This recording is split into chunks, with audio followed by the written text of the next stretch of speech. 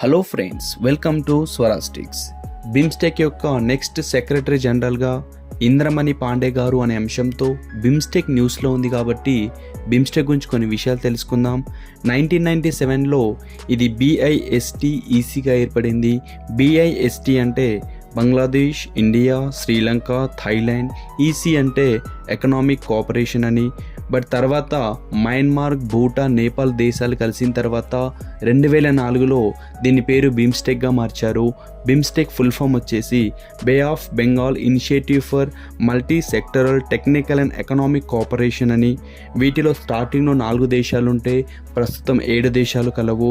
BIMSTEC యొక్క head quarters బంగ్లాదేశ్లోని ఢాకాలో కలదు. World పాపులేషన్లో 22% ఈ బిమ్స్టెక్ దేశాలు కలిగి ఉన్నాయి. అండ్ దీని యొక్క ఫస్ట్ మీటింగ్ 2004లో థాయిలాండ్లోని బ్యాంకాక్లో జరిగింది. And thank you for your support. Subscribe my